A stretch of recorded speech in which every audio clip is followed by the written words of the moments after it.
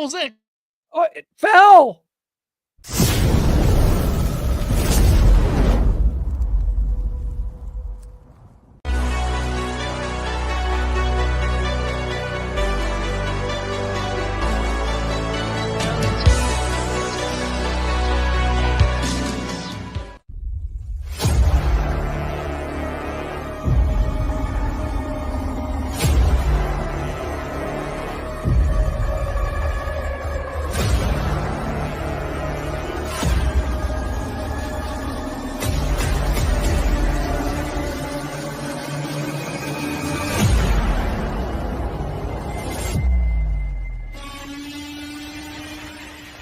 Before we talk about where we are, we must first remember from whence we came.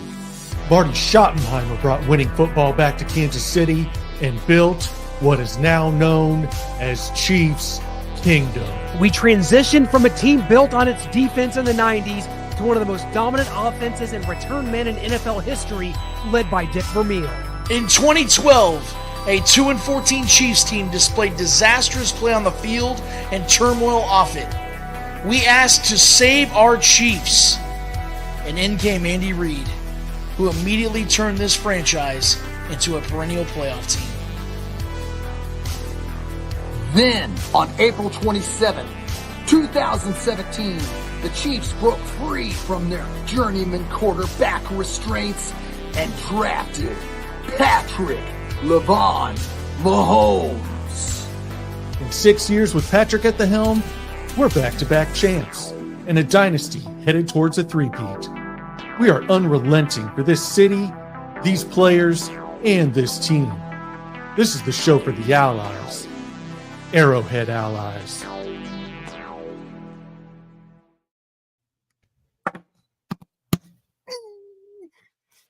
If you're 9-0 and you know it, go ahead and clap those hands and welcome to Arrowhead Allies, ladies and gentlemen.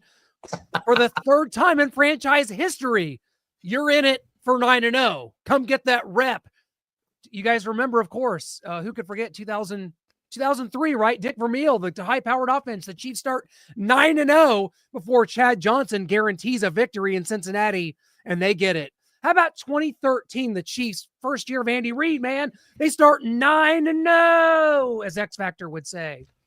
Where that 9-0, of course, came to an end at Denver, the team that was the best team in the AFC that season, and that 9-0 came to an end. So is 10-0 on the table. The Chiefs go to Buffalo, coming off of a crazy win over the Denver Broncos. We're going to cover all of it with our two big guests, guys. I don't even know where to start. This is a loaded show. Welcome to it. You might as well, each and every one of you, buckle up, because Arrowhead Allies has bringing the goods for you today. Noah Groniger, I see you. I am here, and boy, do we have some guests for you. Pat Mahomes Sr. will be joining the show in about 6 minutes. That's Patrick Mahomes' father, for those of you that have been living under a rock and don't know the man. Great Major League Baseball career, and obviously produced one of the greatest, if not the greatest, quarterbacks of all time. And then we've got former Broncos, former Bills defensive tackle Michael Lodish will be joining the show. Went to 4 consecutive Super Bowls with the Bills, lost those, but he made up for it by winning back-to-back with the Broncos when he joined them. The man just cannot stay out of Super Bowls. His second most all-time with Don Beebe and Steven Gostkowski in Super Bowl appearances, right behind Tom Brady. So, like Clint said, it's a loaded show, folks. Buckle up. Like it. Sounds good, boys. Oh, Clint, I wanted to bring something up real quick while we have some time. I recall on the show last week, somebody that sounded like you, and in fact kind of looked like you too, said this was going to be a game the Chiefs were going to lose. And you guys remember that one by chance? That's not. That's incorrect. Was I hearing things? We lost. Almost. I made that because we almost did. I had to get prepared. When you make graphics in this business, you got to get prepared for all outcomes. This put me a little behind the 8 ball because the Chiefs blocked that field goal and win, but I did have it ready in case. Hey, I had the Chiefs losing 2 out of the 3 between the 2 Broncos games and the 1 Chargers game remaining, and I had us winning this game 23-20 with a field goal with the gun. I was almost right. It was a blocked field goal with the gun. And as Andy Reid said, I don't remember a game ending like that. I've seen college games that have ended with, a 58-yard field goal attempt that gets tipped at the line. That never goes anywhere. That happens. But as far as like a major NFL game between like division foes and this kind of a limelight, like I cannot recall a bigger moment. And the fact that people are saying the Chiefs got lucky. Shaggy Shane, I'm just going to you. The Chiefs got lucky. The Chiefs got lucky. 9 times. The game ball goes to Leo Chenal. When we look back on this game, November 10th, 2024, it's going to be the Leo Chenal got the game ball. He won it. It wasn't a good game for the left tackles. It wasn't a good game for Trent McDuffie.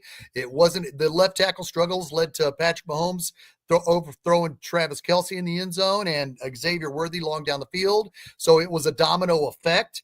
But when we look back at the 9th victory of the season, the game ball goes to Leo Chenal because it takes a lot of work to pick up the weaknesses of what the Denver Broncos were putting out on the field in front of him, because they'd kicked already a couple of extra points. So he knew, or Dave Tobe knew, both. We got to give Chenal and Tobe some credit for that block, because he went right in between the guard and the tackle. He put the guard on his behind. I'll keep it PG-13 today, I promise. He put the guard on his behind and reached out and blocked that kick. So game ball goes to Leo Chenal. He's currently outside. He's signing autographs at a Hy-Vee down somewhere in Kansas City, Missouri. They showed it on, somebody was live on Facebook, and they showed the line. It went clear out to the front door to get Leo Chenal's autograph.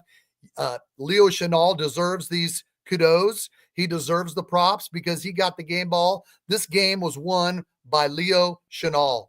35-yard field goal. He made the play. Yeah, it was definitely a lot of luck involved, but as Pat McAfee broke this down, the Chiefs have been engaging towards this all game long. You saw the way they were utilizing different pressures and see who had the weak spot of that offensive line during these kickoffs throughout the game, and how close they were getting throughout the game when the Broncos were kicking the ball.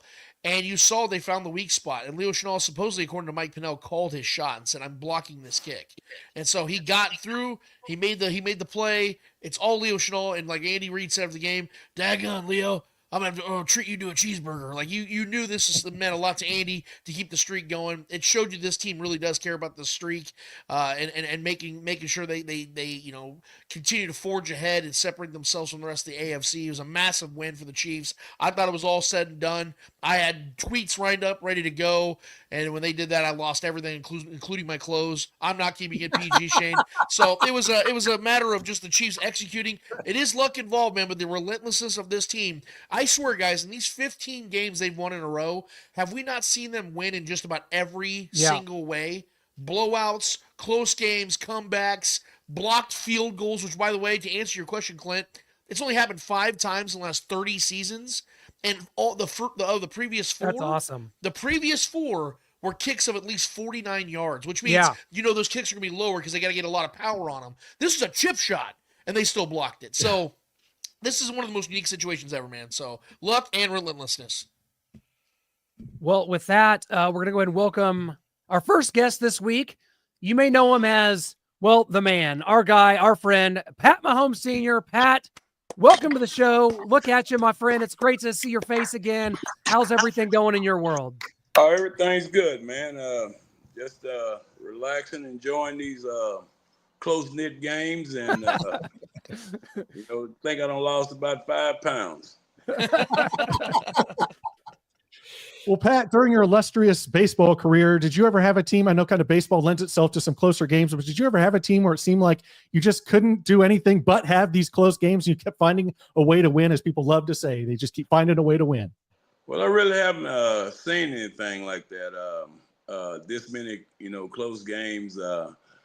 Fortunately, we're coming out on the right side of them. But no, I've never really been a part of it being, so close every game. Seems like every game coming down to the last possession, and we've been able to maintain. But I'd like to see a few more blowouts. Us too. Hey, Pat. Love you, man. Appreciate you coming on, join us, man. You've been a friend of mine since the last 7 years, going on the Shaggy Shane show at Arrowhead. Before Patrick Mahomes, before your son was even a starter. I can't thank you enough for joining us. Pat, we look at the Chicago Bears situation, and we've seen a lot of upheaval for what's going on with Caleb Williams. We're seeing, I mean, the hot topic is that the team is turning on Caleb Williams, and which is really really sad that the Chicago Bears keep doing this to themselves. We don't need to talk about how Patrick was brought along in 2017 because it worked. It worked, and we're on top of the world because of the way the Chiefs brought on Patrick Mahomes. But specifically to the Bears, they had Matt Nagy took Mitchell Trubisky and the Chicago Bears to 2 straight playoffs in 2019 and 2020. So he was able to bring that, but then they had one bad season, and who's the quarterback of the Steelers now? Doggone, his name escapes me. Russell Wilson. No, the backup that was with the Bears. Justin Fields. Justin Fields was brought on, and they forced Justin Fields onto Matt Nagy. And when they didn't become a winner under Justin Fields, Matt Nagy lost his job. Now the same thing's happening with Caleb Williams. He's a rookie. Now they're struggling. The team's turning on themselves.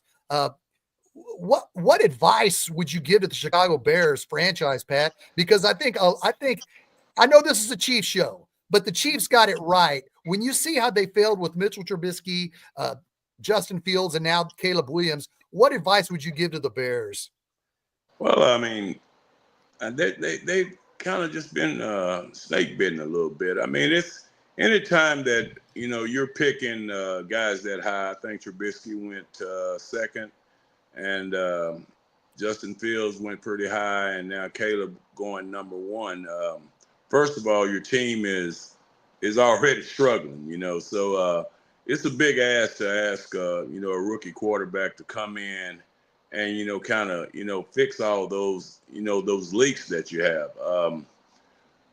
I hated that, they're having to get thrown out there right away and have to, try to figure it out, how to maneuver and how to be a professional, while playing. That's a pretty tough assignment. Patrick was fortunate enough to have Alex Smith and to be able to, get to sit and watch and learn how to be a pro and see how he went about his business. So I think that's key. Patrick could have came out and he could have played the first year, and he'd have been a little bit all over the place. You'd have saw some exciting stuff, and then you probably saw some mistakes. And but to be able to sit back and see what was coming on, to get a full year of really digging into that playbook and getting to read those defenses and stuff like that. I mean, he said even himself after his first year, when he won the MVP, that he still didn't know how to read defenses. Now, if you could imagine, not knowing how to read defenses, and he just had so much talent that he was over to make some plays, and some guys made some plays for him, and that's a big deal. But he had a lot of great guys. He had Tyreek, he had Kelsey, he had Marcus Robinson, and all those guys that were role players, but really played their role and was able to mask some of the mistakes that he was making by making plays for him. And now when you add Caleb, with a team that doesn't have, Moore is a good receiver, and Keenan Allen's a great receiver, but they haven't been together. I mean, he's kind of like putting it all together, on the fly, and that makes it tough. I mean, he started off well, they didn't play the best competition, but he was able to get some reps in. Now he has tape out there, and they're able to see that tape and see what he likes to do and see what his tendencies are. So it's just going to make it that much harder, especially when he hasn't seen these defenses and seen the stuff that people are going to try to do to him. 100%. Pat, my friend, it's always great to talk to you, man. You look great, by the way. So if you're losing 5 pounds, then I need to lose 55 pounds because I'm way behind you, brother. But Pat, the question I have here, whenever we talk, I always love to pick your brain about baseball. I'm a big baseball guy. Obviously, you had an amazing baseball career yourself. So I kind of want to bring it together in unison with you and your son's career. You talk about the Bears being snake bitten.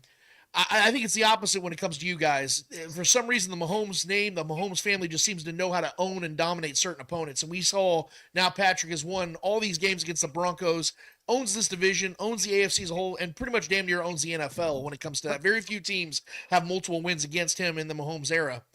I want to go back to your career, though. and get back to maybe a particular matchup with a certain batter or a certain team where every time you towed that rubber, you knew you had their ass? What was a couple, maybe 2 or 3, maybe 15 of them? I don't even know. How many of those matchups did you have in your career where you knew each and every time you towed the rubber against a team or an opponent that you were going to get that guy out? Well, basically there was pretty much three teams that I felt really, really confident every time I took the mound against, and that was going to be the Blue Jays. I was always going to perform well against the Rangers because that was back home, and I knew everybody was looking. So I did pretty well against them in Oakland. For some reason, Oakland had all the big guys, McGuire and Canseco, which I always fared pretty well against them. Then they had my hero Ricky Henderson on their team, and the focus for some reason against those teams was always turned up a little bit. I guess because I'd had success against them, and I knew pretty much how to pitch the batters. I just felt like every time I towed the rubber against them, I was gonna be able to compete and have a chance to win that ball game.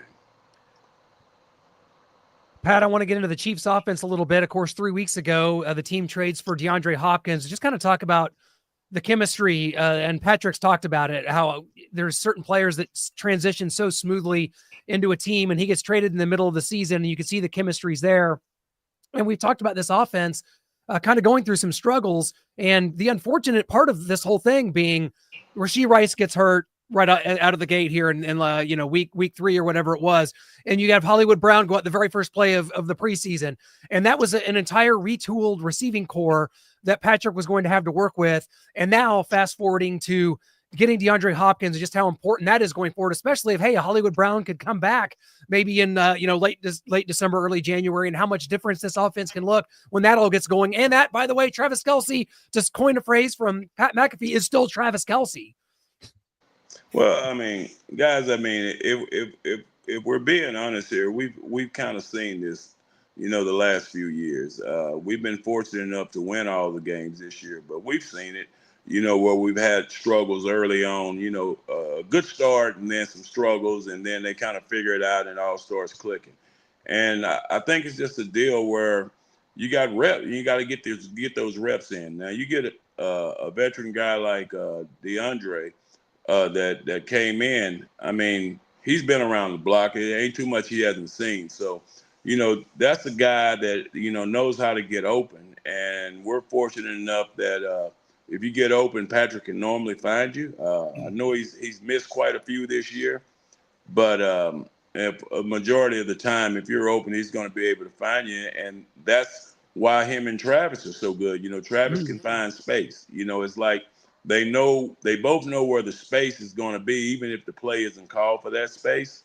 That once the play starts going, they see the space and they think alike. So I believe DeAndre is just going to be a kind of a guy that knows that too. He's going to know how to find space, and as the other guys get more comfortable with their roles, I think it's going to all click. It's just a matter. It's just taking a little bit longer. This year, because, like I said, you had some new guys come in and they're all starting to get their footing and everything. I think the Kareem pickup was big. That's helping a lot, running the ball and being able to, control the clock a little bit more. It's not going to be as pretty as it was the first couple of years, but I think it's a deal where if it all, clicks at the right time, and they get hot, the offense is going to look better. But with the defense playing the way they're playing, I mean, and Patrick's got to have that mindset that, I can't mess it up. Just as long as I, control it and keep us in the ball game, then we're going to have a chance to win. And we've been able to win 6 or 7 games that way. And that's a formula way we can win. But if it all clicks, then, you can start doing other things that just makes you more dangerous. Yeah, you kind of touched on a little there, Pat, but I wanted to ask you, kind of take us inside Patrick's game. A lot of people outside of Chiefs Kingdom want to talk about the stats aren't there. He's not playing well, but that's too simplistic of a look at what he's doing on the field as a leader, as a great quarterback that he is, coming up big in those big moments. I mean, you talk about him playing complementary football and coming up big when it matters most and running over the likes of Malik Mustafa in the end zone, as Patrick can only do, coming up big in those big clutch moments. Well, I mean, y'all all know we have that motto. Players are going to make plays, and that's I know what he's trying to do. He's been off. I mean, he'd be the first to admit that he's missed a lot of throws, and there's a lot of throws out there that he wish he could have back. But I think when it comes down to crunch time and when those throws have to be made, he'll kind of zero in a little bit. Now I know he missed one this week with Travis. That normally doesn't happen, but he feels like that if he has a chance with the ball, if the team has a chance with the ball, late in the game, that they're going to come through it. They've been through it so many times. They feel like they're going to figure out a way. They have a recipe of how to get it done, and until somebody changes that, I mean, they're going to have that mentality. Now we got a big one this week against Buffalo. It'll be interesting to see what happens here, because it seems like when we play Buffalo or Baltimore or Cincinnati, those teams like that, we tend to have a little bit more offense. I think it raises the level a little bit more. I mean, people can say what they want to. Yeah, they're trying to three-peat and they're trying to do all these things, but when you've played as many games as they've played over the last 5 or 6 years, I mean, you're going to have some lulls. I mean, even if you're not trying to, it's going to be some lulls. I mean, this is regular season, and the big picture is to get to the playoffs and try to win the Super Bowl. So it's just a matter of everybody's focus just being a little bit more stronger, and I think they'll be okay. Pat, I got your rookie card right here, and it's pretty awesome. But when you look at Tom Brady's when you look at Tom Brady's NFL card, if somebody's got the Tom Brady NFL card, they'll see that he played from 2000 to 2022. That's what it'll say. That's what it says when you look up Tom Brady's history.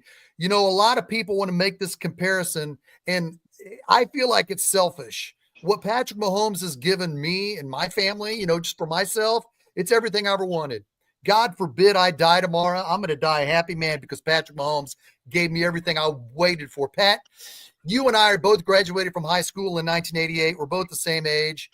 When you see the pressure, we've watched a lot of football growing up in the 70s, Pat. We've watched a lot of football. When you see the pressure on your son to get a three-peat because it's so important to match Tom Brady or beat Tom Brady in some capacity because Patrick's probably not going to play 22 years in the NFL. When you see the pressure on Patrick to get this three-peat from not only Chiefs Kingdom, but the world, do you feel like it is a bit much? Because we never saw it in our lifetime in the 70s and 80s growing up as little kids watching football. We're 54 now. Do you feel like it's too much pressure to put on Patrick to win a three-peat? Well, we're lucky, Shaggy. We're lucky.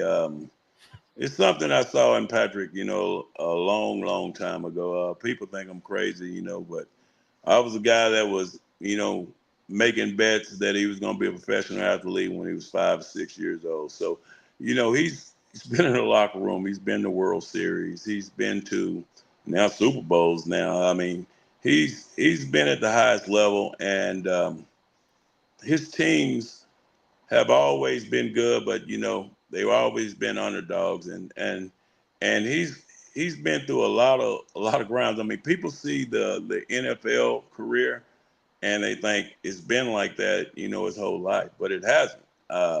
He went to Texas Tech. He had the pressure of having to score every time they took the field, else they were going to lose the game, and a lot of times they still lost the game. So he's been through that. So I don't think he feels the pressure. I think he's just out there trying to figure out a solution of how to win the game. So as far as, that was the first thing out of his mouth after they won the Super Bowl last year. That, hey, we're not done. We're gonna get 3. Nobody's ever done. And as far as the comparison with him and Brady, I see a lot of similarities between the two.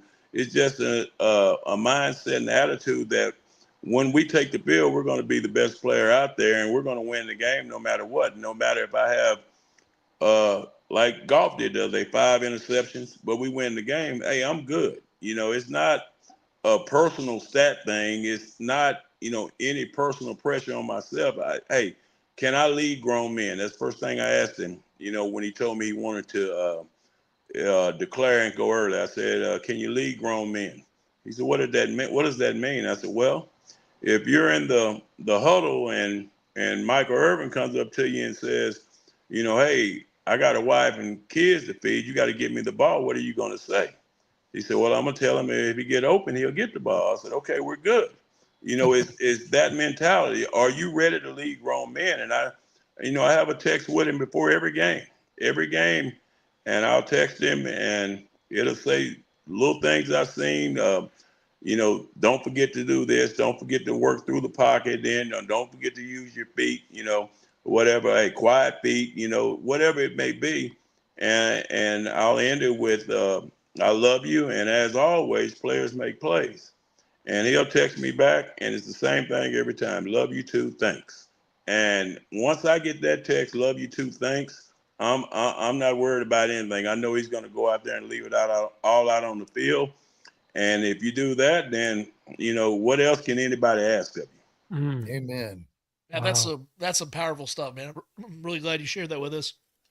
And it segues right to where I want to go next, because it kind of piggies back on the conversation, because we know the biggest storyline in all of football, let alone here in Kansas City, is the three-peat. We know that is the ultimate goal. We know that the stats aren't what Patrick is worried about, because all he does care about is winning. And it's so much so that I remember the first time we ever had you on our show, on the Spoken Podcast, the thing you said to me that stuck out the most about Patrick, because I always want to get to understand his mindset as a competitor, is when you said that losing, because you remember we had you on the show right after the AFC Championship loss to the Bengals, and you said that losing hurts him more than winning makes him feel good. And I'm looking at this team right now, and obviously the three-peat is the most important part, but Pat, we both understand right now, we all sit here watching this, listening to this right now, we know the Chiefs have a real shot of doing something that no other team has ever done also, and that is to have a complete undefeated season. And, I made this analogy on our show these couple weeks ago. I said, right now in the midst of the season, it's kind of the comparison of a pitcher. And you know this, Pat, 3-4 innings in, the team seeing him, not give up a hit. No one's saying anything because it's early in the game. More than likely he'll give up a hit. But then that sixth inning comes in and he still doesn't give up a hit. Then everyone starts to kind of look around and go, hey, don't talk to him. Don't say anything. Don't touch him. But this might happen. This Bills week, to me, if the Chiefs go 10-0, this is when that sixth inning starts to happen for the Chiefs, in my opinion. So I look at this from a competitor's side of things, and I'm thinking, yes, the three-peat is the most important part, but I have to believe that Patrick Mahomes, Travis Kelce, Chris Jones, the other generals on this team, whenever the conversation is going to come up with Andy about resting starters or maybe, trying to just take it easy, they're going to say, over our dead bodies, we want to go out, we want to go 20-0. Is that where you think his mind is right now? I know there's things that you guys talk about that you'll never repeat, but just from an outside, just give us a little bit of taste of it. Do you think that's something he's absolutely chasing, or is it just the three-peat to be damned with the streak? What do you think that Patrick's looking at in totality? Well, I think it's definitely the three-peat. Yes, winning all the games would be nice, but I'm not gonna doubt what Andy Reid knows. For some reason, he seems to know when to rest him and when not to rest him to get him ready for that playoff haul. If it gets to a situation where if you get to that Pittsburgh game and they're 15-0 at that time, yep, then it might be something that maybe thought about. But I also know that Patrick would believe that even if they did rest that game, that Carson Wentz could take them out there and win that ball game. So so that's going to be tough. I mean, I know Patrick likes to play and all that, but then too, I know that him and Travis and some of those guys that have been on this ride know what it also takes to get a chance to win the Super Bowl. They lost one. That still stinks in his mind. So I know the ultimate goal for him is to try to win the Super Bowl and get that three-peat. And or if that happens, then the next thing on his mind is going to be try to get four. So yeah, another team is like Ricky Henderson once told me. I was telling him I think he was like 40 hits shy of 3,000, and he owned all these records and everything. And I said to him, I said, Ricky, I said, do you realize you can get 3,000 hits? And he goes, 3,000 hits? What's that? I said, well, the 3,000 hit club. I mean, it's only a certain amount.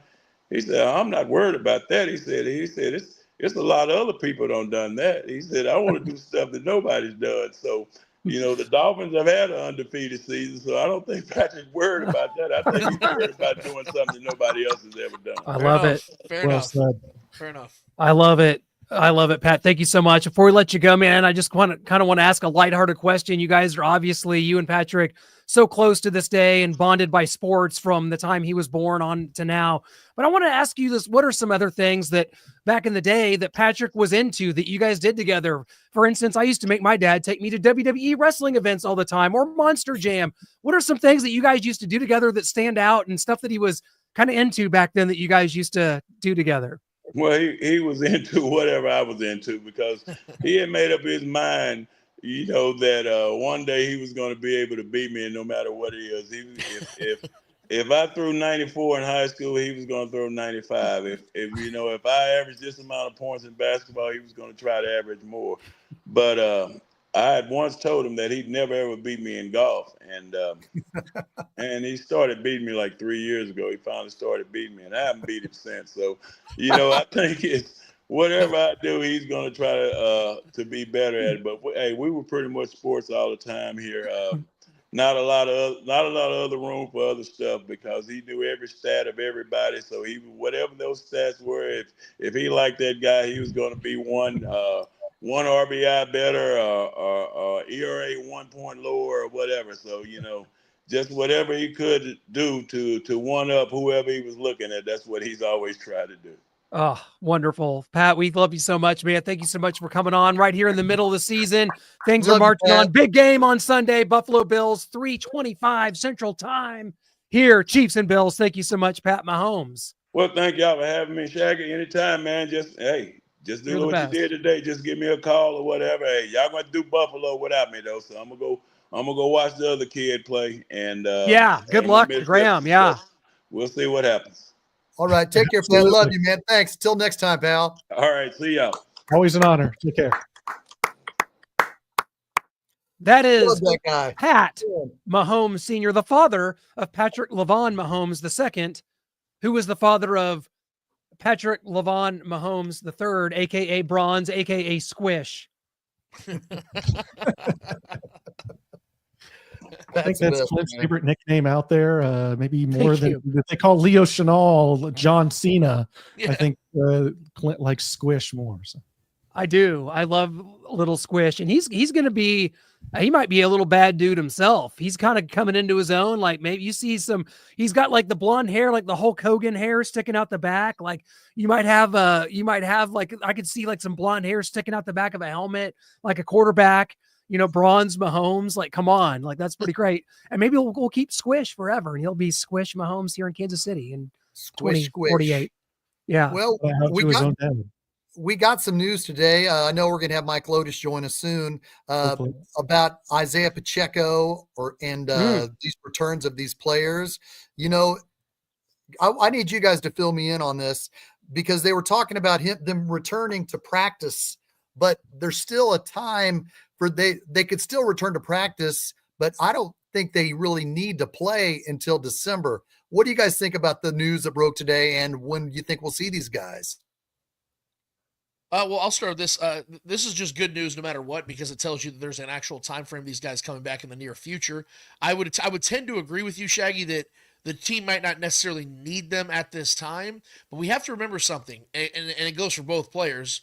They're going to need time to get their bodies back in motion of playing football, because of the fact that both of them suffered leg injuries. This isn't like Hollywood Brown, where he has a shoulder injury, but he's been able to run and keep his cardio intact and do things that, most football players are able to do without actually playing the actual games. This is something that's affected them from being able to do really anything mobility-wise. So Omenahu and Isaiah Pacheco need that time, and this is why I tweeted out today that a lot of people are asking the question about Pacheco and Kareem Hunt and how it's going to be split up. And we talked about this on our show on Saturday, and Trevor made a really good point too. Our co-host, he said, you got to remember that Trevor suffered the same exact injury in his life, and how long it took for him to be able to really have strength in that leg again. He was about 24 when that happened, so it's right around the same age of Pacheco at 25. So it's going to take Pacheco, even when he comes back and he is playing football, a couple weeks at least to really get some strength back in that leg where he can pivot and make motions that he normally would make and feel comfortable doing it mentally. So even though they may not need them back right now, it's good to get them back now because the postseason is going to be here before we know it. And Charles Omenihu played a massive role in the Chiefs' defense before tearing his ACL against the Ravens. He was an absolute stud. And we know that Pacheco, every single year he's played, has played a pivotal role in the Chiefs winning a Super Bowl. So I like to believe that getting them back as soon as possible is a good thing, but I know that Andy Reid and the guys, the coaching staff, the medical staff, are going to know how to kind of work them in to the progression of being a full-time player again. So you're right, but I think that it's good to get them back now at this time before the postseason gets here. And Noah, correct me if I'm wrong. I mean, what this does basically is opens up the 21-day practice window. Yes. This takes them, off of IR, and that's a different designation than Juju Smith-Schuster, who was not on IR. And so he also would possibly be able to return to practice this week. And he seemed like 2 days ago, Andy Reid said that Juju was farther along than the other two. So we'll see about Juju this week, because that's another thing. And that's another player that, Noah, we talked about the Chiefs really need. You really need to see Juju back to kind of take pressure off D-Hop, to make this offense just start running a little more smoothly. And we never really thought we'd have to say that, but yeah, here we are. We need Juju back now. Yeah, we do, because you see in what Xavier Worthy's doing out there, it's not coming together like we had hoped under like we saw from Rashee Rice last year. And I don't know what this Xavier Worthy thing's going to be. Maybe it just takes him a little longer to develop. Nothing says, Rashee Rice developed in 8-9 games. That's got to be the same exact thing for Xavier Worthy. Maybe it takes him a little more time. We'll wait and see how that works, but we definitely need Juju to get in there to be a more reliable option, someone else that Mahomes can go to, because right now it's DeAndre Hopkins, Travis Kelce, Kareem Hunt out of the backfield, Noah Gray, and nobody. So it'd be nice to get a fifth guy that Mahomes can trust and go to in Juju. So we're looking forward to him coming back, actually. And that's didn't have that on my bingo card for this season because he didn't start the year here. And I just did not think I'd be saying that. But the Chiefs do weird things like win a Super Bowl last year when they lead the league in drops. So I'm used to it now. There's no what ifs. We can't play the what if game at 9-0, guys, but we're in it. We're deep in it. We're in this. So Shane, like, do you ever think about the fact that, what this offense was and what it was built to be? And it, like I said, playing the what if game it really isn't really prudent to do that, because you wouldn't have DeAndre Hopkins if Rashee Rice isn't hurt and Hollywood Brown's not hurt. But to know what this offense was built to do, and like we're talking about, man, they just keep finding a way to win. We got to skate by. Mahomes has only 12 touchdowns and 9 interceptions. Well, this offense was built to be a completely different offense. And so to me, you're seeing the fruits of that and sort of the ramifications of that. And now you're trying to kind of play catch up a little bit. But I think that you start hitting some of these to Xavier Worthy that hopefully would start occurring. DeAndre Hopkins gets more acclimated. I think that there's still room for growth. But man, what could have been, we see it, right, but you're 9-0. So I guess my hands are tied here. Well, I think we have to recognize the concerns. If we're going to play a style of football, that Patrick Mahomes didn't have in 2018, 19, and 20, when it was flying high stats, passes, 50 touchdowns, now it's like, well, we don't have this guy's hurt and that guy's hurt. Well, the core of the team has to stand, and the core of the team has to be sufficient. And we got a problem. Left tackle Wanya Morris has got a bum knee. Kingsley Suamataia came back and he was really bad. Is his confidence shot? If we're going to play any kind of football, whether it's the circus, 50 touchdowns, 5,000 yards, if we're just going to go to simple move the chains, just get us first down, time of possession, hold on the ball 10 minutes longer than our opponent. If that's going to win, we have to have at least an average left tackle. So it's a concern, especially after, last Sunday. So regardless of if it's high flying or if it's just slow the game down, muddy it up, we got to have a left tackle that can protect Patrick Mahomes. And right now It's the only concern at being 9-0. Don't get me wrong. I love being 9-0, Clint, but I'm concerned about Patrick Mahomes getting knocked all around. So is Dan Orlovsky. And, there was the graphic right there. And I'm because I thought, you guys did bring up left tackle Shane, and I thought we'd lived in an era where we cared about others, especially friends' mental health. I guess not, because here we are. But no, Lance, honestly, I am going to you, Lance. This is your area of expertise. It's certainly not mine. Kingsley Sumatia coming in, obviously got beat a couple of times, and the Denver front four is as dominant as you'll see, as the team will see all year. With Wanya Morris's health now in flux, what do you do if you're Andy Reid here going forward, as this is obviously now a glaring issue? How do you balance this? You guys ever heard the term, you made your bed and you got to lay in it? Yep. That's what the Chiefs have to do. Donovan Smith. What? And I'm glad you brought that name up, because for some reason now people think that guy's a savior, a guy that they couldn't count on last season when he had no competition. They had to throw Wanya Morris over there, who was never intended to be the left tackle. That was by necessity. That was by desperation, because Donovan Smith was brought here to be the guy, and he wasn't even reliable health-wise and was getting beat a lot last season. My point of this is this. I know that everybody thinks I'm just a Kingsley apologist at this point. No, I'm just a guy that looks at it the same way that we look at any other draft pick. We just 5 minutes ago talked about Xavier Worthy and how you have to give him time and how he's not developed, but they're going to continue to give him reps. They're going to continue. Up to about 5 weeks ago, they were still giving Sky more reps. They were giving guys multiple opportunities to finally show what they're worth, and that is a far less valuable position in the grand scheme of things when it comes to protecting your quarterback. So I get it.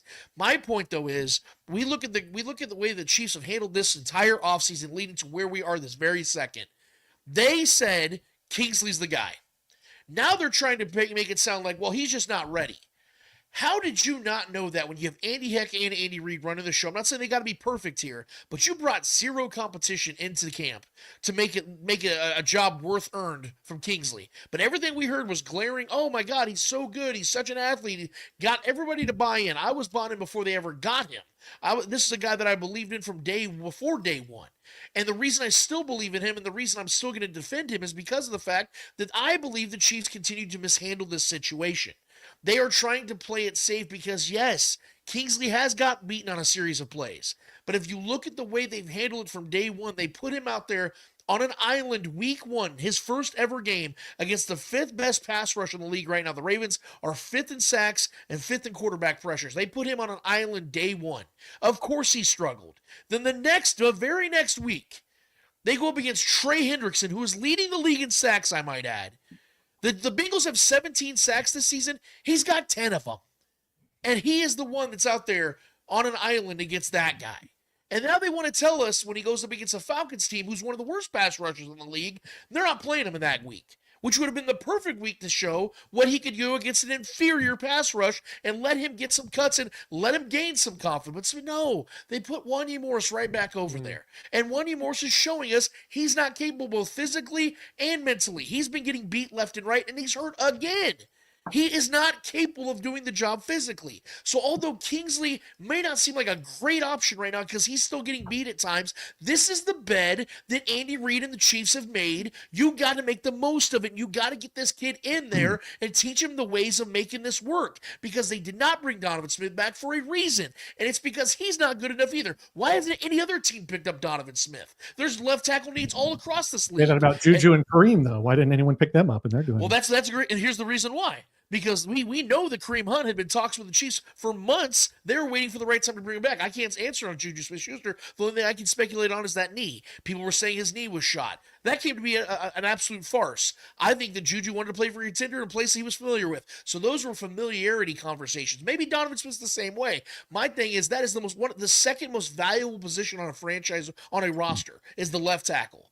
And if you don't have a job by now in this portion of the season, either you're complete dense or you're not that good.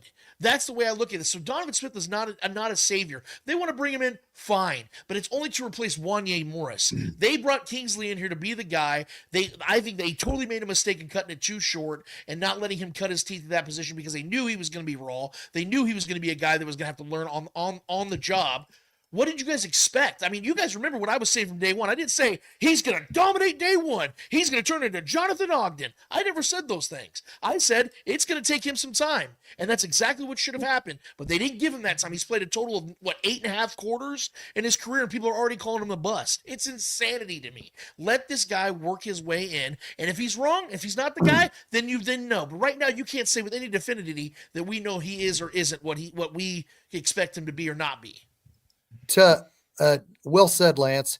To echo Lance's sentiments, 11 years ago when the Chiefs had the number 1 overall pick, they took left tackle Eric Fisher. And what they did from after when they drafted him, they protected Eric Fisher. They said he's not going to play left tackle at all his rookie season. He's going to be the backup right tackle.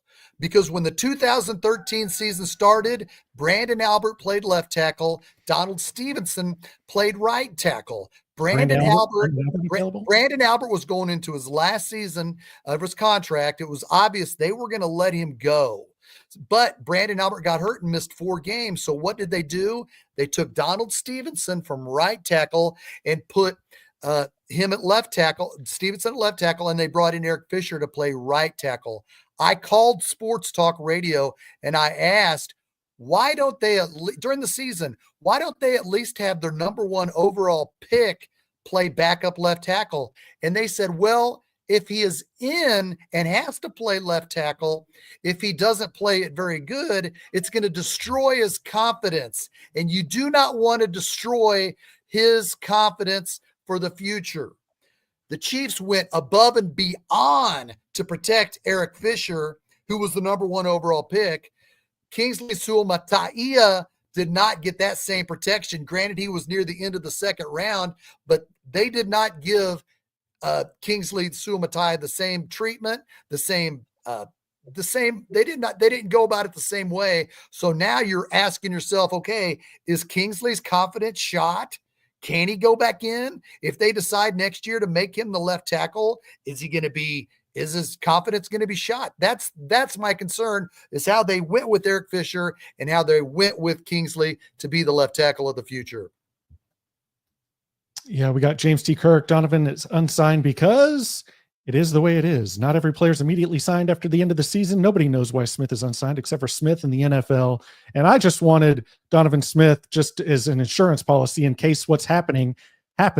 And as we see, Wanye Morris isn't quite cut out to be a left tackle. Kingsley Suamataia, yes, it was maybe just that one play against Nick Benito, but you talked about his athleticism. He looked like the most unathletic man in the NFL on that play.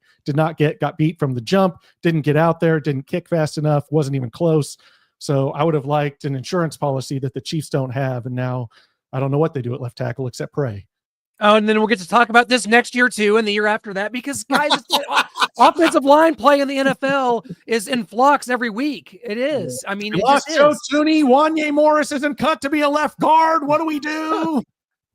Yeah, all I know is that the ratings boost that this offensive line segment has given us, guys, I could never repay you for it.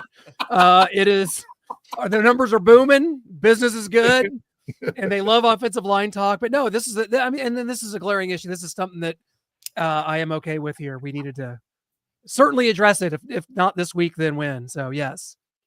Clint, were you concerned in 2013? Wow, they're not playing their number 1 overall pick at all. Not even a backup left tackle. Shane, please understand when I tell you, I will never and was never in my life, nor will I ever be concerned about anything to do with an offensive line. And I'm dead serious when I say that. Play the guys you have. I don't give a crap who's playing left tackle. I don't care. It's the same thing. We could be yelling about this when Orlando Brown was here, when you traded a first. Well, this isn't quite working. He's a run blocker. He played right tackle. I don't know. We've tried to fix this problem since Andy Reid got here. I don't care who plays on that position. I don't, and I never will. I'm sorry I threw that to you. Either. Well, I wanted to address the comment that we actually have here on one of our listener viewers. They said something I find interesting. They said that we don't have the luxury of developing a left tackle in week 11 of the season with a 3-peat on the line. We need experience at that position. Okay, once again, This was the bed the Chiefs made. I didn't make this bed, guys. I'm not the one that drafted Kingsley and then kept the room as is. This is clearly what they wanted. This is clearly what the Chiefs wanted. They could have signed Donovan Smith at any point this offseason, and they didn't do it. That tells me they didn't want Donovan Smith, and that they were also equally confident in Kingsley becoming the guy day one, because he was the guy day one. We saw Creed Humphrey, we saw Trey Smith be guys day one, and they've never looked back. So clearly the Chiefs felt the same way. Number two, did we not just see last season when the Chiefs had a repeat on the line, develop a singular wide receiver, because they had literally none, into the guy? Rashee Rice took almost 2.5 months to become a guy, and once he did, he took off. I'm not saying it's the same positions, but we've seen the Chiefs literally do this very same thing in other positions, where they've developed guys in the middle of the season, and they ended up becoming something or not becoming something. That's my entire point. If I'm wrong and Kingsley ends up not being the guy, I want to know that. But I'm never going to know that until we see him play at a consistent pace, play at a consistent level. I don't want to see him play for a quarter here and there or a game here and there. We've got to see him play in rhythm, get his confidence going, get his feet underneath him, because he was clearly out of sorts when he jumped in the middle of this game against a Broncos pass rush that is deadly as hell. That's not something we can expect him just to walk in and become the badass that we all think he could be. That's not fair to the kid. We've got to get him in rhythm. That is why I think the Chiefs are mishandling this situation, and I will continue to feel that way until they give him a real chance to show us what he is or what he isn't. That's all I'm trying to say. It's just left tackle. You're kind of on an island. You can hide a receiver. You can hide interior offensive line. You can help. Yes, you can help with the chip and stuff, but I think the way Kingsley's playing, he needs maybe more than just a chip. Well, to your point, real quick, I'm sorry, guys, I'm hogging this, but guys, real quick, we saw Patrick Mahomes jump Carson Steele's ass when he ran to the right side as opposed to the left side, because there was a play specifically for them to chip to the left, and they didn't chip to the left because Carson ran the wrong way, and it ended up being a sack, and Patrick jumped his ass, not Kingsley's, because Kingsley was expecting the outside chip. They did that for Wanye constantly when Wanye's been a starter. They don't do it for Kingsley, and I don't understand why they don't. They're not giving him the same support, like even Shaggy said to a certain degree. They're not showing him the same support that they would for an Eric Fisher. They're definitely not doing that the same way they do for Wanye Morris, who's a more experienced player, I might add. So that is just something that is so maddening to me, that they even mishandle it when Kingsley's on the field. He's not getting the same protection or support from the chip protection. We just don't see it, and I don't understand, guys. Yeah, I think we're going to leave it there. And Clint, did you have something else on the offensive line? Yeah, I do. You have the Chiefs at the plus 58 point differential, the worst all time for a 9-0 team. Everyone loves to throw this stat up there and talk about it, but I think the Colts through 9 games were plus 60 in 2006 and won the Super Bowl. So I'm not sure what we're talking about here. As long as we keep playing the way we are, controlling the ball on offense, keeping the defense fresh, them making plays, special teams, Mahomes, somebody making a play when it comes time to. I think we're going to be just fine and hopefully get that 3-peat. I have a serious question to pose. If the Chiefs were 6-3 right now, but had a plus 110 point differential, that's a better football team? That's a more championship level football team? That's a prettier, sexier, national media loving football team? Is that what we're at? Absolutely not. Absolutely not. I'm sorry. I know it's not, but I mean, is that what people, right? Would that be a narrative? I think that I tweeted this out today. I think the national media and fans as a whole have become so tired and bored of the Chiefs dominating the league. They're now going to this.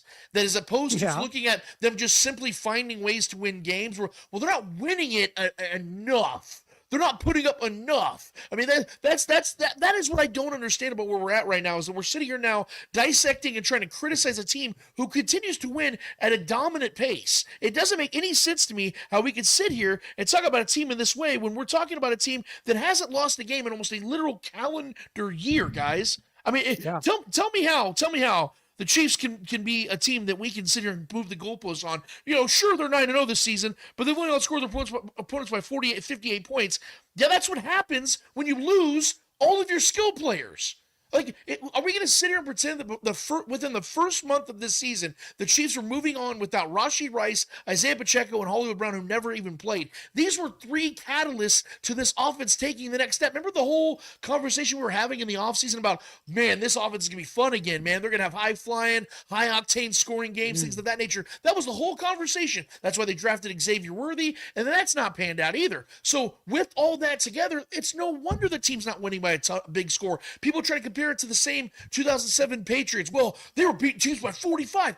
They had prime Randy Moss. They had Wes Welker. They had guys that were healthy. They could put up high-octane scores and play at a high level like that. It's not the same for the Chiefs. They have a 35-year-old Travis Kelce, and they just got D-Hop 3 weeks ago. You can't expect this team to be blowing teams out 35-7 when they don't have the pieces to do it with. It just doesn't. It's so unfair for people to criticize the Chiefs like that. Are these games frustrating to watch sometimes? Yes, because they do leave meat on the bone. But that we can't sit here and look at the point differential and not add context to it. It'd be one thing if they had Rashee Rice and Isaiah Pacheco and Hollywood Brown all season and were only beating teams by a plus 58. That would be a problem. But they don't have those guys. So we can't sit here and criticize that team the same way we would if those three guys were healthy.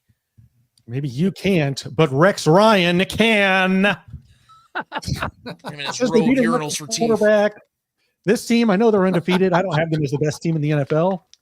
I know they have the best record. Their schedule's a joke. It's so easy, right? Buffalo notwithstanding, that's one they very well may lose. But if I'm a team, I'm coming into that building thinking we got a chance. This offense, they lack a knockout punch, except I mean, maybe just the offense, but whether it's defense, special teams, we're knocking everybody. We're winning the game every time. So there's a knockout in there somewhere. It's not really going to a decision with judges. I don't know. They look sexier there. The Broncos. I like what Bo Nix did there. We're giving them a 9.57. They've won it. Guys, I wouldn't want to be the Detroit Lions right now. I'll tell you why. They're playing really well. Jared Goff threw 5 interceptions, and that's not something that's going to be a recipe for them winning at a high level. But should they continue to do so? Should this manifest itself? People want to compare the Chiefs to the Lions. Well, I like the Lions right now. Guys, let me tell you, if that matchup were to happen in the Super Bowl 59 in New Orleans, can you imagine the pressure on the Detroit Lions with an entire world backing this underdog story that just started about a year and a half ago when they started their winning streak, which is very close to what the Chiefs' win percentage has been during that amount of time? Can you imagine the pressure of ending the Chiefs' three-peat with a world on their side? The Detroit Lions are the team with the pressure. They're the sexy story. They can live that. They can ride that out. But you want to tell me you want to see that Lions team against the Chiefs and a team that's been there and done it? They've been in 4 Super Bowls in this era. And you would feel good about that? Rex Ryan, you can keep the Lions. I wouldn't want to be the Lions for anything in the world right now. Just me. Good point. Yeah, I guess I wish I was more like Rex Ryan when he was sitting there praising the Bills, because as we all know, the Bills, who are 0-2 against any team with a winning record, but boy, they blow out world beaters like the Titans and the Seahawks and the Dolphins and Jaguars. They blow out teams like that. They got the home run punch. But, man, they can't beat a team with a winning record. But the Chiefs, who just continue to beat everybody and are 4-0 against teams who are currently in the playoffs, they don't have a knockout punch, guys, so we can't take them seriously. Hey, they found a way. They found it within themselves. Sometimes you have to do that, Lance. Yes. Sometimes you got to win when it seems like it's inevitable that you're not going to. This is why you don't listen to of a champion. This is why you don't listen to people that have a row of urinals for teeth. That's just, you don't do it, guys. Yeah, the Lions there. I mean, we talk about them. Everyone was anointing them after beating Mason Rudolph and the Titans. And, oh, look at them. They're just blowing all these teams out. And then a close win, 5 interceptions. They find a way to win. This is amazing. This is what they're doing. Like, what are we doing? Why are we making excuses for these teams that have 1 loss, 2, 3 for the Ravens? They lose to the Browns and Raiders, but wait, we just saw a blowout of the Broncos. It's them again. They're back. We love it. Like, I know everyone hates the Chiefs. I know it's all because of the refs. Like, what are we doing here, guys? We are hated. To see so many people on social media that are outside of Chiefs Kingdom, to see us being hated, it is jaw-dropping. But I remember, like I said before here, and I don't need to rehash it, I hated the 49ers too, and I didn't want them to three-peat.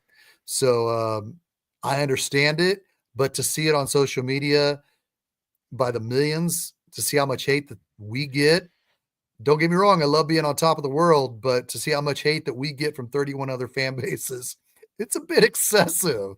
What do you Dude, think, Lance? NFL memes every single week is shown the same article on a different matchup of the Chiefs having a call that rigged the game. Literally, I've been paying attention every week. NFL memes every week puts out a new article. This is a fishy call that the Chiefs got in order to win the game. It's every single guys. They're just sick of us. That's really what it is, man. When you have a team that's won 15 straight and is about to win their third straight Super Bowl, people are sick of us. Remember, guys, when they won in 2019, they were the adorable team. Everybody was like, "Oh, this is so cool. Andy Reid finally got a Super Bowl. Everyone's happy for him."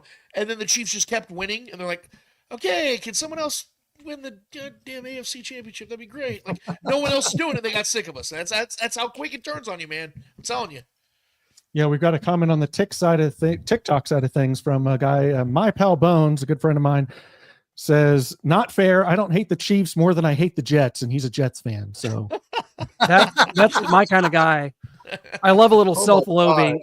I love it. Oh man, tired of Aaron Rodgers, wanted no part of that, and everybody thought that was going to be the end. The Jets don't make sense. Not to get off on a tangent about the Jets here, but it doesn't make sense that they've got all these great players, these big names, and they just can't seem to find a way to win like the Chiefs.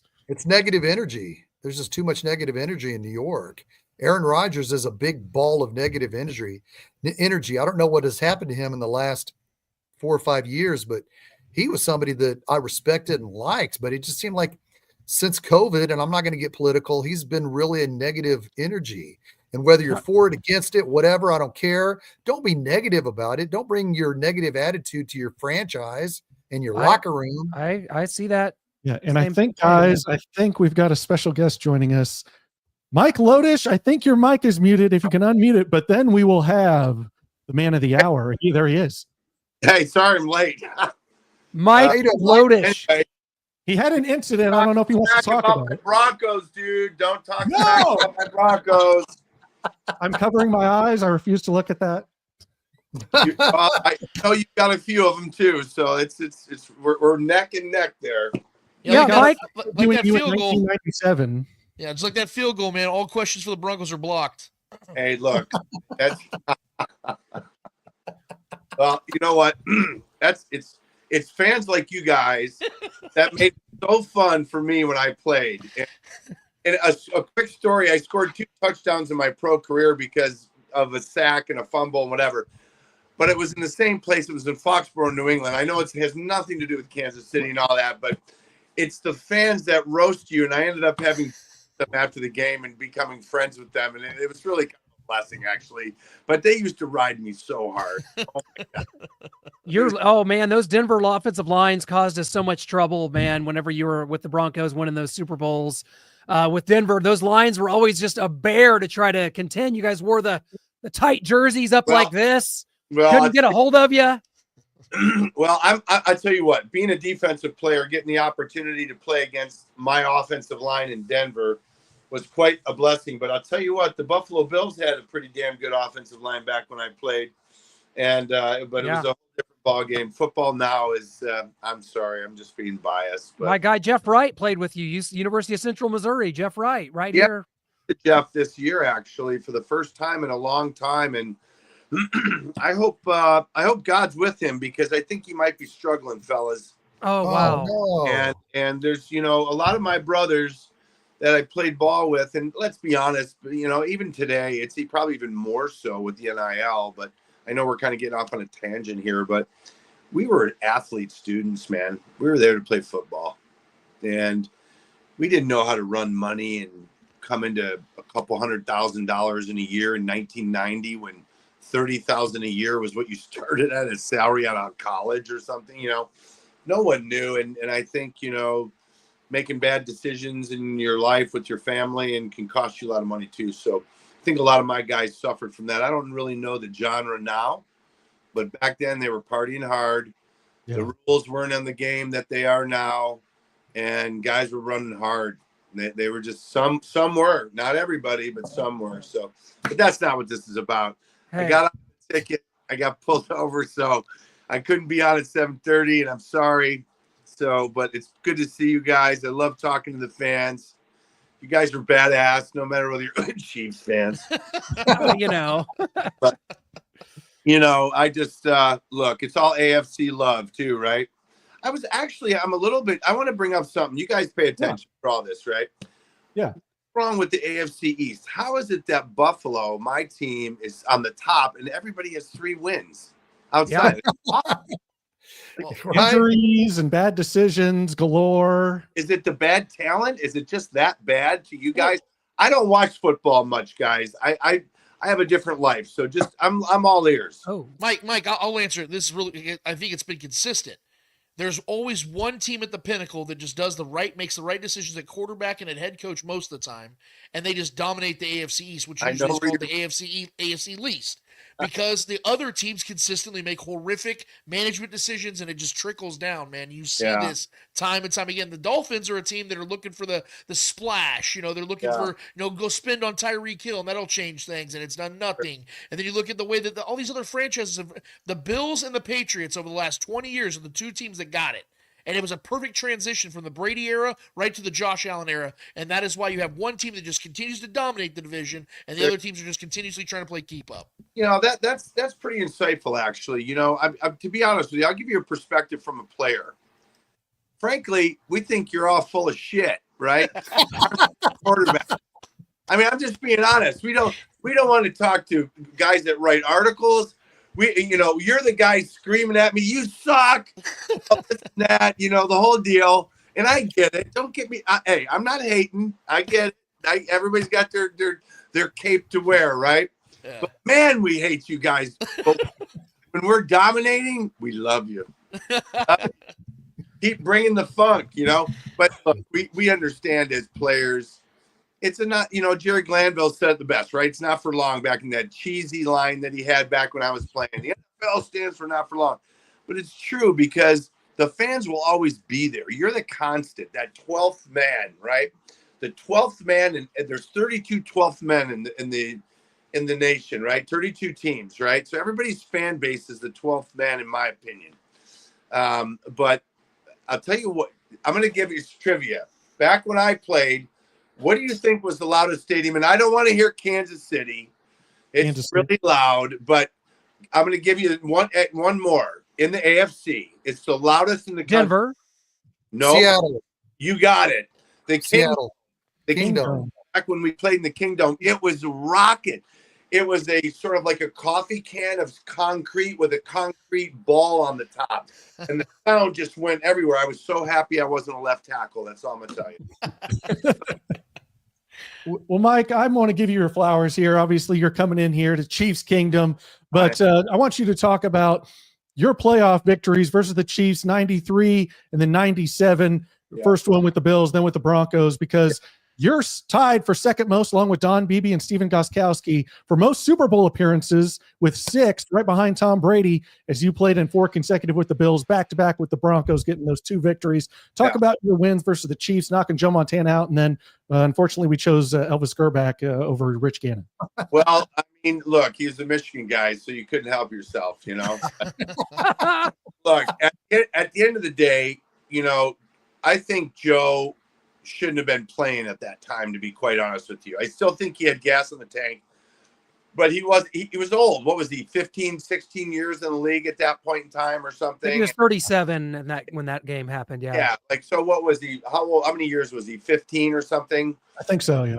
Something like that. 78 right? to 79 to, yeah. I think he was part of it. And Bono was a good quarterback because he played at UCLA, had the best hard count.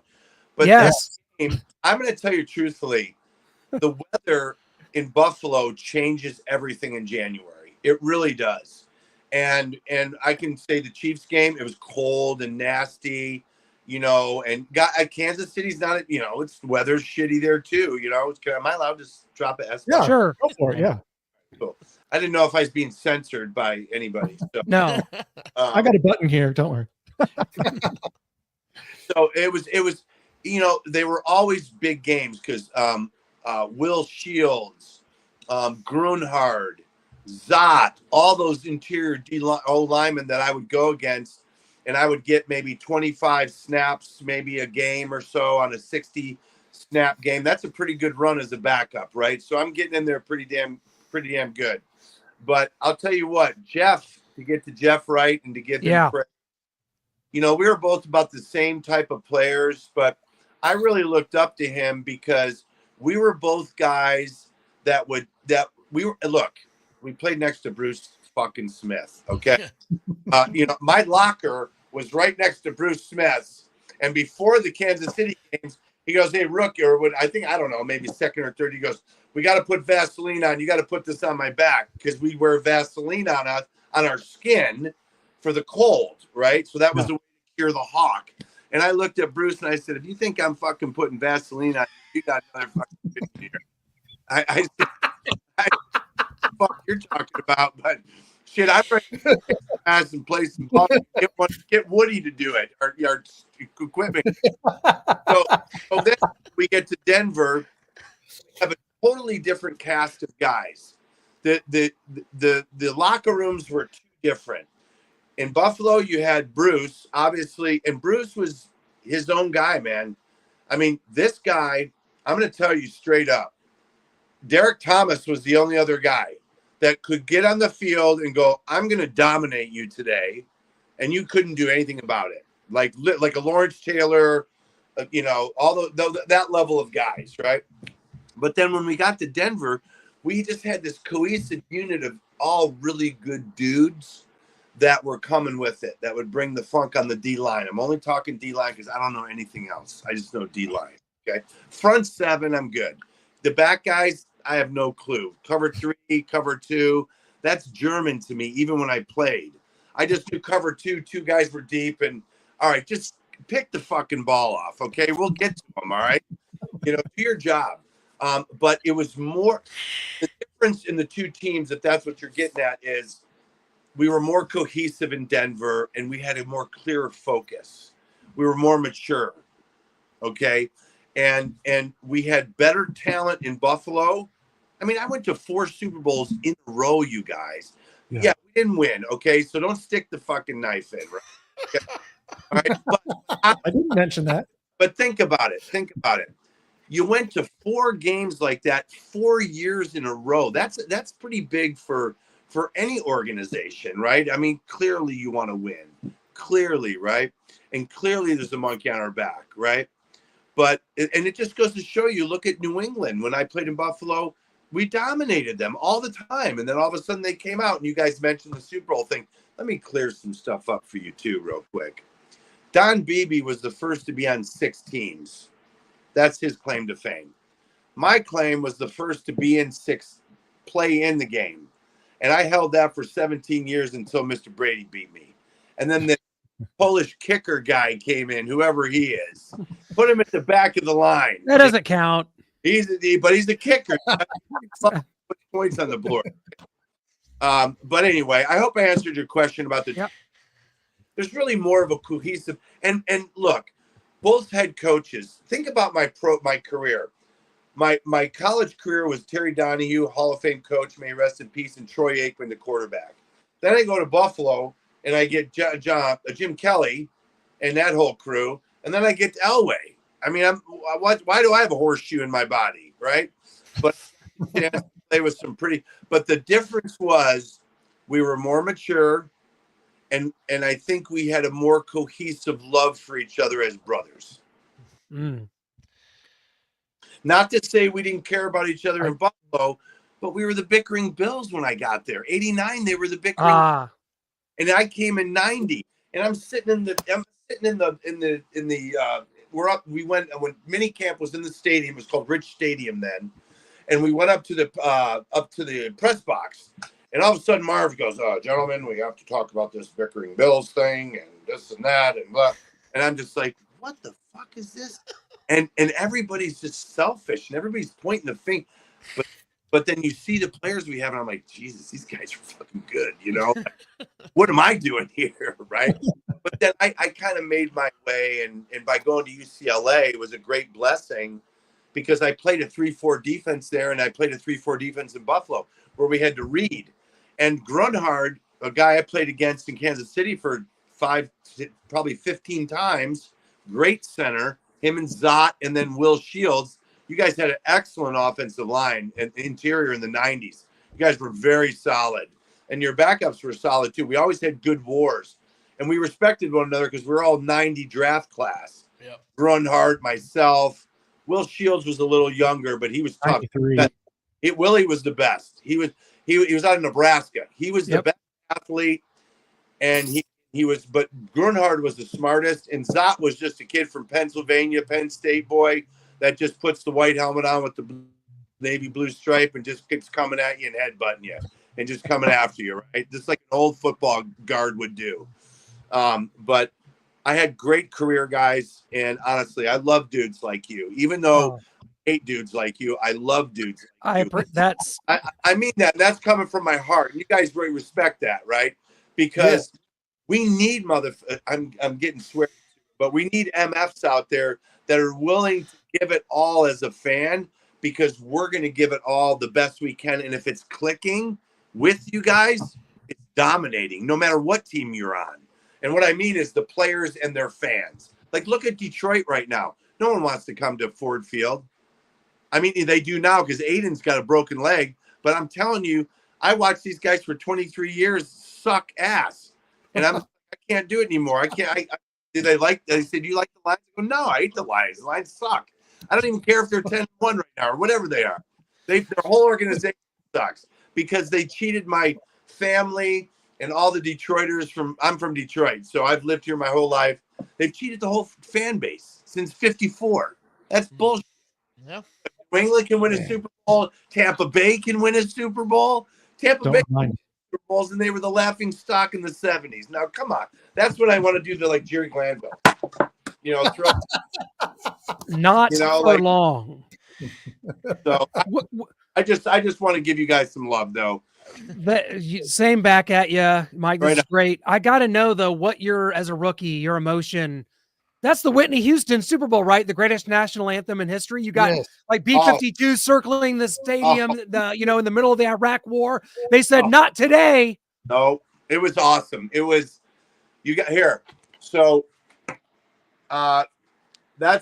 that's my rookie year right there. That's awesome. Close, and I keep my 2 Super Bowl jerseys right here. Wow, yeah. Really cool. So and then I keep the 4.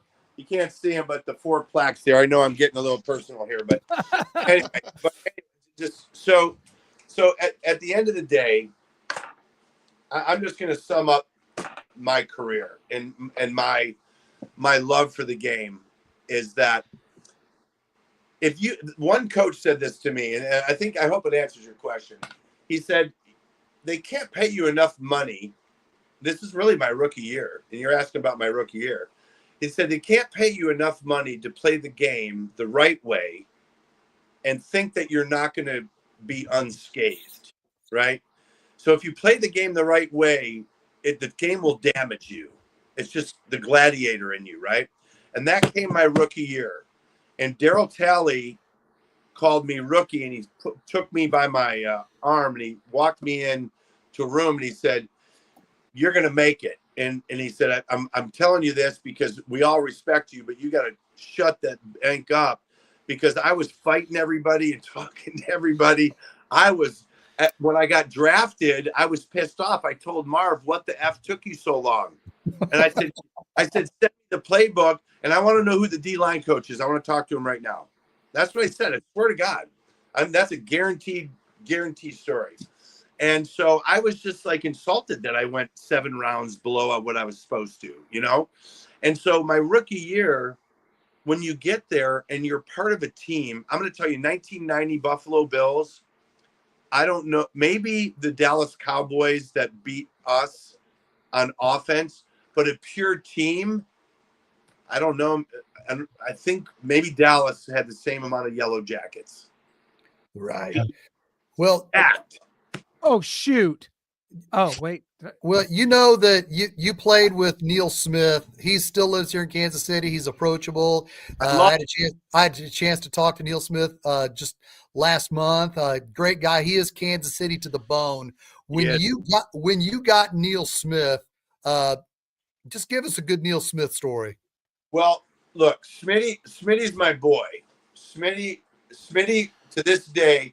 So we had a guy named Alfred Williams out of Colorado, and then Neil came in, And I'll tell you, Keith Traylor took my job after my 7th year. I started my 6th year, and I thought, I wanted to do a $4 million deal for 3 years to be the starting nose guard and have Jumpy back me up. And they went and got Keith Traylor. I'm going to tell you something. He was better than me, period. Got good. Big boy. He's strong, bro. Very, very strong man. And a cool brother. But from Arkansas, hard brother. Lived hard, like real hard, okay? But Neil came in, and Neil's all pretty. He's a pretty motherfucker, you know? and it always mines, like mine. He put an S on the end. I said, "Do you have any hats for you for mines?" And he goes, "Lodi." He goes, "You know what the deal is. You're part brother." I said, been in the league for so long. It's like it's ingrained in you, right? And he was the best dude. He was awesome. He was so cool to me, and he was just a big, tall, lanky brother with long legs, and those long arms. Hated working out. Didn't want to work out, but loved his teammates and loved and played hard. He played hard, and he was unselfish player too. It wasn't all about him. It wasn't. And when we had Alfred with him, no one could replace Derek Thomas, number 58. I can tell you that. May he rest in peace. Amen. But Alfred could bring it. So sort of like Derek did when they funneled. Derek got Neil a bunch of sacks. Now, don't kid yourself. Let's call a spade a spade. Neil's an excellent player. Excellent. Nothing short of an excellent. I don't know if Neil is a Hall of Fame player, but you know what I mean? He's kind of that tweener. He's right there. Yeah. But he is definitely a 14-year starter, dominating player that can get it done. But he didn't have that Bruce Smith talent, that Derek Thomas talent, that Reggie White talent, that Jerome Brown talent. You remember Mr. Jerome? Yes, Eagles, yep. Mr. Brown, right? Yes. There was Warren Sapp. Mr. Cortez Kennedy, gentlemen, was Right. Seahawks. Rest in peace, yes. Yes. Oh. And you look at Cortez, he was the 90 draft class with me, with Shannon Sharp, and I had a lot of great guys in that. But there was a lot of busts in there too. But Cortez, look, you look at him and you go, bad body, right? No, don't be stupid. He will humble you so quickly. Very powerful, very strong, and fluid. He could take like a basketball between his legs and just tomahawk dunk a basketball. Like you're just like, what did he just do? Mike, I tell you, it has just been a pleasure, and we are desperately out of time here on Arrowhead Allies. We can't thank you enough for going down memory lane with us, sharing some great stories. It has been an honor. This has been so fun. I'm sorry I was late. So sorry, but I enjoyed all good. I'd love to do it again for an hour where we can You bust bet. balls and have a great time and like plan it with the right amount of time. And Yes. oh, I was trying to put 10 pounds of stuff in a 5-pound bag. Hey, we did it. We did it. Thank you so much, Mike. Our thoughts and prayers go out to Broncos country and the loss of Alan Aldridge. Great player. Great person. All right, Alan was my boy, but I just got to say, go Bills! Uh-oh. Come There on, it is. Jimmy. Mike Lodish ends it with a go Bills, and that means we are more than desperately out of time. We got to get our predictions. Chiefs Bills coming up here on Sunday, 3:25. It's a big one. The Bills first 8-2 start since the days of Michael Lodish himself. Can the Bills end the Chiefs streak? Of course they can. Will they? Noah Groniger, you look eager. I am eager. Thank you for noticing. I was trying to put my best eager face on so you would call on me, and you've done it, and it's my time to shine. And so while a lot of people had this marked down as a loss, and if you want to look at all the Buffalo Bills fans crying and talking about, we beat them in the regular season, we just got to do it somehow in the postseason. Not so fast, my friends. This train is a-rolling, and this train I thought was off the rails against the Broncos, but Leo Chenal kept it on the rails. 24-20. Chiefs beat the Bills and stay undefeated, 10-0. Can they go undefeated? We will find out. What you got, Shane? I'm going to go 24-20 Chiefs. Pat Mahomes hits D-Hop with the game winner with 17 seconds left. They give 17 seconds for Allen to drive down the field. He can't get it done. Chiefs win 24-20. Talk to me, Lance. Is this still your only loss? What you got? Beginning of the season, I made my predictions. I said the Chiefs are going to go 9-0 and they're going to go to Buffalo and suffer their first loss. All week long, I've been sitting here. I'm saying, you know what, Lance? You nailed this. You need to stick with your pick. And then I realized the Chiefs did what Noah just talked about. Relentlessly won a game against the Broncos team that outplayed them almost the entire game. Now I'm looking at this Bills matchup and I see that there's going to be no Keon Coleman. I see that there might not be any Dalton Kincaid. There probably won't be an Amari Cooper either. And they have a very beatable defense. As much as I want to stick with my pick, boys and girls, I think this is the sixth inning of the Chiefs no-hitter. I think the Chiefs are going to go 10-0. And I am officially changing my pick. I think the Chiefs beat the Buffalo Bills in a very close, very upsetting game. And I guarantee you, my biggest prediction is there will be people that use the R word again in this one, the rigged word. And they will be saying that the Chiefs got a big benefit on the end because Patrick Mahomes is going to drive the Chiefs down with 1 minute and 30 seconds left to a game-winning touchdown to Travis Kelce, 27-20. Lance, just like you, I had the Chiefs losing this game in my preseason predictions. I didn't have a 9-0 coming into here like you, but I did have the Chiefs losing this game to the Bills. And after the Broncos game and the way I was feeling, I was like, you know what? When it comes to Arrowhead Allies Tuesday, I have to pick the Bills. I have to stick with that myself.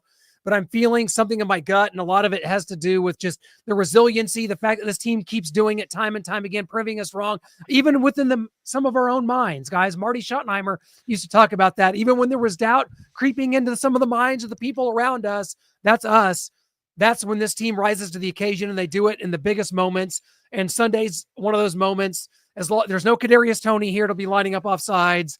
And as far as I know, Sky Moore still won't be active to create some sort of a disastrous turnover. The Chiefs, no turnovers the last two games. They keep that recipe going.